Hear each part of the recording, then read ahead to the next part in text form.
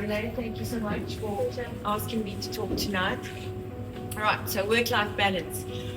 In today's fast-paced and interconnected world, the concept of work-life balance has become a central topic of discussion, right? And by virtue of you being here tonight, I suspect that it's raised some curiosity for you, right? When I told my clients and my colleagues and my friends that I would be talking on work-life balance, they said, sure, I could really do with some tips on that. Or sure, really, that's a very, very relevant topic, right? And that made me think, why is that? Why is that the case? Why is it that at this particular time in history where we find ourselves, we are struggling to find a balance between work and our personal life, right? So why is it? Has it got to do with the fact that technological advances keep us connected 24/7? Has it got to do with the fact that in many families, both parents or both spouses work, both partners work full time, and that can strain time on parenting, household tasks, and self-care? Is it that increased job insecurity and competition means that we need to work harder, longer, right? To be more competitive, right? Or to avoid layoffs? Could it be that globalization means that now meetings are late at night or it's early in the morning and it's not in traditional work hours anymore? Could it be that ever since COVID, remote or hybrid work has made a home a dual space, right? For both working and also for living, which means it's really difficult to switch off, right? And then probably, in my opinion, one of the most important reasons why we're struggling to find a balance between work and life is the culture, the productivity culture that we live in. That hustle spirit, always on, which glorifies being busy, right, and grinding. So you ask someone, how are you doing? You go, sure. Busy, it's hectic. It's just, and you walk away and you think in your mind, sure, that person's doing well. They are like respect, right? And this is further compounded by social media, which glorifies, right, kind of success, achievement, and puts pressure on us to achieve more and be more all the time. So there's a widespread belief that in order to be successful, I somehow need to sacrifice relationships, rest, and leisure time. Okay, I'm going to say it again. There's a widespread belief that in order to be successful, I somehow need to sacrifice rest, relationships, and leisure time. It's particularly this last reason that I'm going to be focusing on tonight. But I want you to really understand the culture that we live in, right? So it's always on productivity culture. Within that, I'm going to delve into what makes us tick as human beings. More than 2 decades ago, when I was doing my psychology masters, a quote by Sigmund Freud really left a lasting impact on me and how I view human needs, right? He stated the following: the cornerstones, right? So the cornerstones of human psychological health is the ability to work and to love. I'm going to say this again. The cornerstones of human psychological health is to work and to love, right? So this means that a healthy person is able to form meaningful connections. At the same time, a healthy person is also able to engage in productive activity, right? And these two fundamental human needs are really central to our humanness and also our well-being, right? And you will then see, right, work, love, right, that it also corresponds to work and our personal time, right? So these two are integral to who we are. So even back then, while I instinctively understood the love part, although that is complex in nature as well, I was just really curious as to why. So why is it that as human beings, we need to be productive in some way? Why is it that we need to work? So why do you work? Have you ever asked yourself that question? Do you work because you've gone to school and then university and then you moved into the workforce and it was just expected? Do you work because it gives you a sense of purpose and meaning? Do you work because you want to make a meaningful contribution? Do you work because you want to get away from your busy mind and demons in your head? You want to stay busy and distracted? What are the real reasons that you work? Do you work for recognition? Do you work for a sense of status, for power? And it's interesting to ask yourself that question, right? Why is it interesting to ask yourself that question? Because for you to be able to find some kind of balance, right, in your life, you need to know why you do the things that you do. You need to understand, so what drives me? What drives my need to work in the way that I do? Why am I saying that?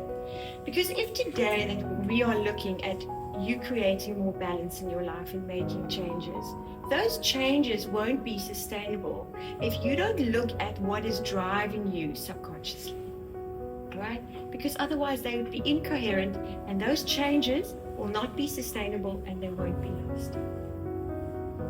So it's important to ask yourself that question.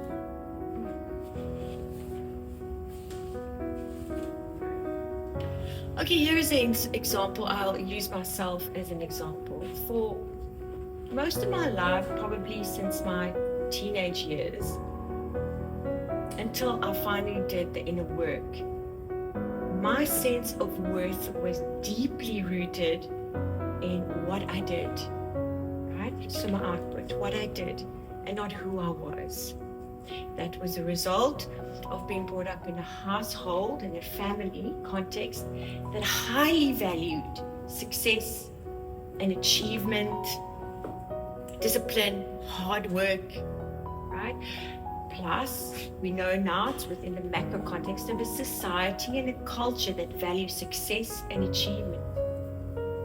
That led to the development of an internal value system. So I got my sense of worth was related to my output, so what I did, but often at the cost, right, of looking after myself, of rest, right, of leisure, of downtime. Okay. So what inevitably happens there is that I believed, there was a subconscious belief that I needed to push through at all costs, no matter what, even at the expense of myself. Now, what are the consequences of that, right? Because it comes at a cost, right? You get sick, either physically or mentally. Let's look at the stats. The World Health Organization now predicts, right, that mental illness, including depression, anxiety, and burnout, rates as one of the most important health concerns in the world. Right?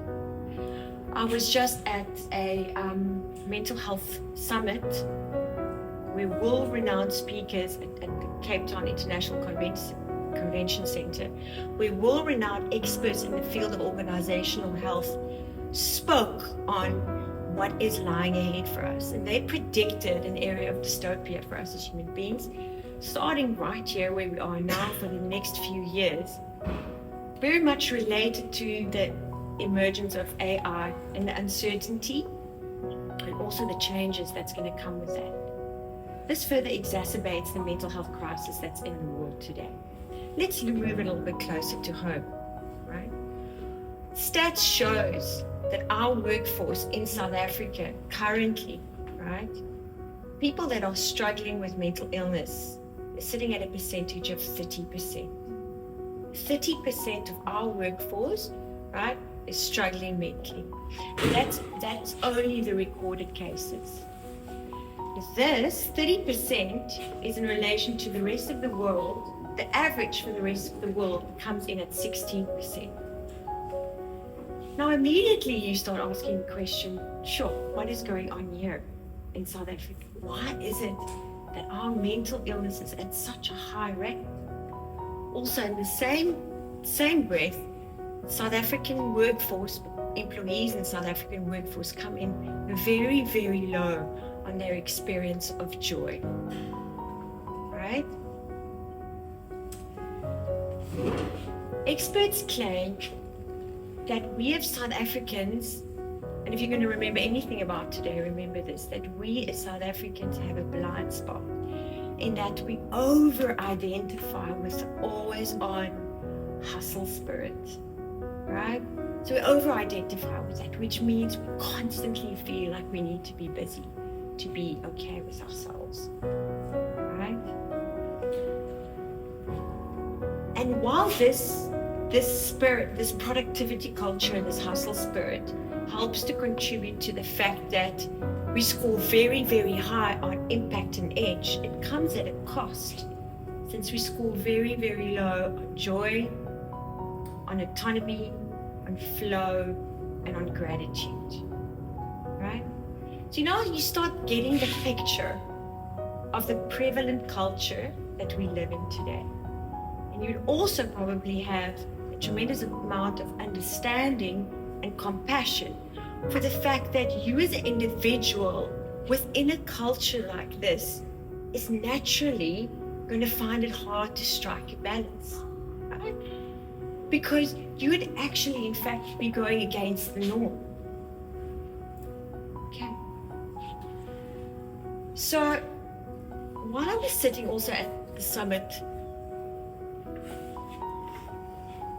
I was just suddenly a memory of traveling through Europe came into mind, especially traveling through Italy and Spain, and in most towns not finding a single shop open between the times of 12 and 3. Why? Because everyone is having family time, siesta time, having family lunch. It made me think of this particular culture's approach to life, right? And especially considering Freud's love part, of human needs. They know how to rest, they know how to relax.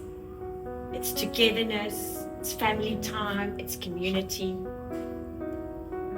And when I mentioned this to a client, he said to me, well, yes, they work to live, not they live to work.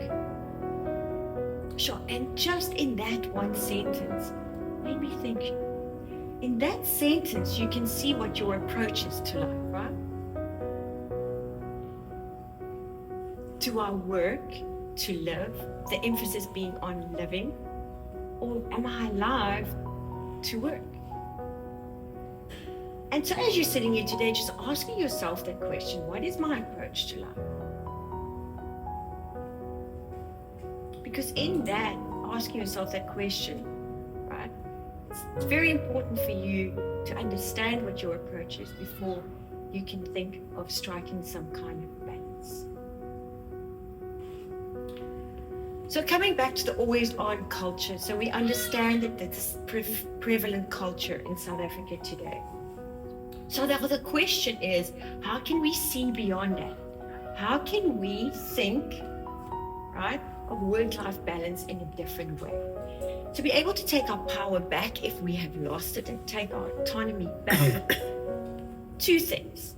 One, you need to know why you work in the way that you do. You need to understand what drives you, right? And number two, it's making a conscious decision to give just as much importance to work as you do to your downtime and your personal life. So it's a conscious decision. Coming back to what drives you. Okay. Until you know what drives you, you will always be a slave to it. And I'm going to talk about that today. Carl Jung famously quoted, so until you make the unconscious conscious, it will direct your life and you will call it fate. Okay? So the moment you understand why you work in the way that you do, the unconscious becomes conscious. And from there, you can be empowered to make decisions on how you're going to go forward. And those decisions are much more likely to be sustainable and lasting. Okay. I'll use myself as an example again. So I discovered that the values that I grew up with, right? Achievement, success, hard work, that these aren't innately unhealthy, of course not. They're not. To try to be the best that you can be, to have a strong work ethic, to be disciplined, to be action-orientated, these are admirable traits. But, however, and this is the important part, this value system needs to be balanced and supported by values such as self-care, looking after self, valuing yourself, valuing your time, valuing your energy, right? Valuing your health, knowing your boundaries and expressing them, knowing your needs and expressing them, and having the confidence to say no. So when you hear that, you can really start thinking, okay, well then what we're talking about really effectively is that the balance starts within, right? So the value system inside of yourself needs to be balanced. This needs to be balanced in order to create and facilitate balance in your outside world. So when I made this shift, instinctively things started changing for me. I wanted to look after myself. I was really, really protective of looking after myself, and also my time and my energy, and also wanting to spend it doing the things that I loved with the people that I loved, right? And that was an instinctive change when that value system changed.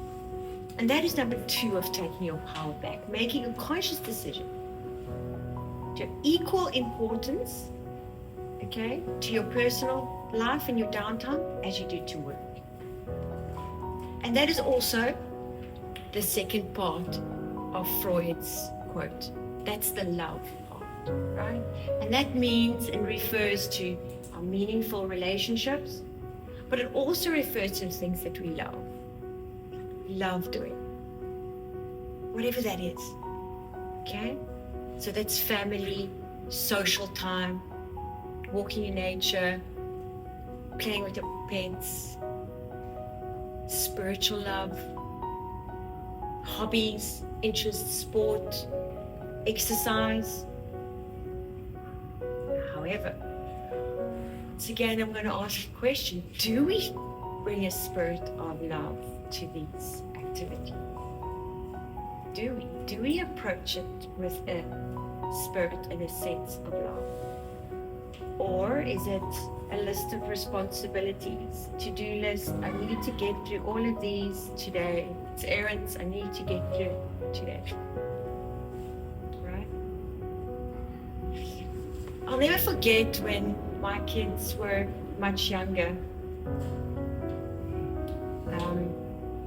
I met a friend for coffee late in the afternoon, and she had carted the kids around all day. And she walked in and I said, "Sure, like, how are you feeling?" I mean, it's like hectic, eh?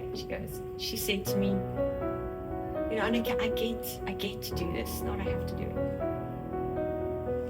And it's interesting because that stayed with me for my entire life, because that fundamentally changes the way that you look at things and you approach things. Like, I get to do it, not I have to do it. Because immediately get means there's a sense of gratitude, right? And seeing that we score so low at gratitude in South Africa, it's perhaps something to consider, right? Because, it's about being honest with ourselves. If this part of our life that's supposed to balance work also is just errands and responsibilities that need to be ticked off, that also becomes work of another kind, right? And so that there's no balance, right? Then you get through your errands, you get to the end of the day and you've got through them all, but somehow you feel shattered and exhausted, and you're left with this empty feeling, like you don't feel fulfilled. So my question is then, how do we change that? How do we change our approach to that part of our life? That perhaps work. How do we change our approach? And then my question to you is like, where is the heart? Right? Because it's the love part, where is the heart? And if you ask where is the heart, where's the presence? Where is the connection? And why do I say presence and connection? Because without presence and connection, it's very difficult to cultivate the qualities of joy and gratitude and love. Because we need connection and presence to be able to feel and experience love and joy. And I don't know if you've noticed, but that is why the mindfulness movement has gained such traction over the last decade or two. What's mindfulness? Mindfulness is paying attention on purpose to the present moment with a sense of, or a quality of gratitude and kindness and curiosity. Why has it gained such traction? Because, you know it, we are more disconnected to ourselves, to our experience, and to each other and to the world than we ever have been before. So mindfulness is about training the mind to be more present in the moment so that you actually know and can see and can experience what is happening in the moment. Because most of the time we're in autopilot. And what autopilot means, we're lost in our own stories about ourselves, about others, about the world, lost in the endless lists of things that we need to get through. And mindfulness training helps us to focus on what's happening right here, right now. Because in that moment, right, is the potential for connection and for presence. And then that opens the door to experience true love, gratitude, and joy, so often elusive from our life. And of course, this attitude of mindfulness, of presence, training your mind to be in the present moment, can also be brought to work, right? That is why mindfulness training has become such a big, or very popular within the work environment. And research shows that people that train in mindfulness have more job satisfaction, they can concentrate better, they experience more joy, more happiness, more clarity of thought, and they've got decreased levels of anxiety, stress, burnout, and of absenteeism in the workplace.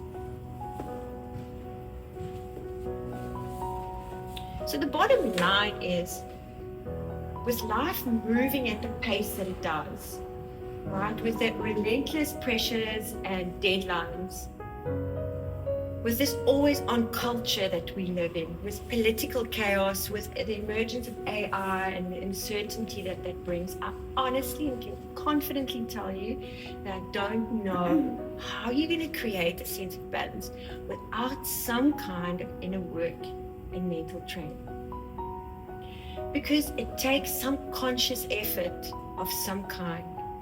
It takes some asking some of the questions, and which may be sometimes difficult and uncomfortable, that we've asked tonight. So balance, right? Balance being defined as the equal distribution of weight, enabling something or someone to remain upright and steady and not fall. So putting something in a steady position so it doesn't fall. In a society, in a world where people are finding it increasingly difficult and challenging to remain steady and upright and not to fall, how can we create a way of being, right, that facilitates that groundedness, right, and that steadiness? So from there, you can make decisions that positively impact yourself and the world around you. Knowing that this balance starts within, and if you feel balanced here, you can create that in your outside world. Right? So to recap, number one, know why you work the way you do. Know it, understand it. Right? So from there you can make decisions to empower yourself. Right? Secondly, understand that you are functioning in a culture that is always on, that is production focused, productivity, hustle spirit. Know it, understand it, understand the impact that it has on you.